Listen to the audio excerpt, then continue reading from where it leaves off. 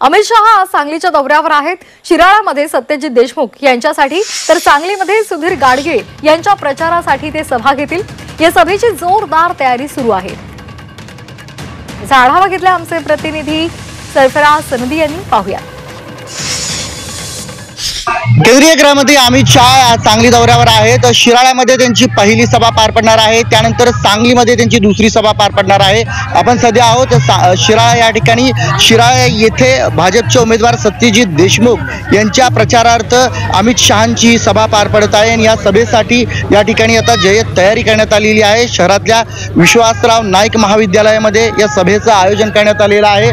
सभेची जी तयारी आहे ती सर्व झालेली आहे। सत्यजित देशमुख यांच्या प्रचारासाठी ही सभा पहिली पार पडते आणि या सभेनंतर दुपारी 2 वाजता सांगलीमध्ये भाजपचे उमेदवार सुधीर गाडगे यांच्या प्रचारार्थ अमित शहांची दुसरी सभा जी आहे ती सांगलीतली ती पार पडणार आहे। शहरातल्या आंबेडकर स्टेडियम या ठिकाणी या सभेचं जे आहे ते आयोजन करण्यात आलेलं आहे आणि या दोन्ही सभांसाठी अमित शहा जे आहेत ते आता सांगलीमध्ये पोहोचतील काही वेळात आणि या शिराळ्यातल्या पहिल्या सभेला ते संबोधित करणार आहेत। नेमकं अमित शहा या सभेच्या माध्यमातून कुणावर निशाणा आणि कसा टीका करतात हे पाहणं महत्त्वाचं ठरणार आहे।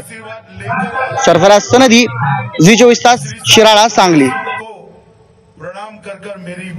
शिराळामध्ये आज सत्यजित देशमुख यांच्यासाठी अमित शहा प्रचार सभा घेणार आहेत, तर सांगलीमध्ये सुधीर गाडगे यांच्या प्रचारासाठी ते सभा घेतील।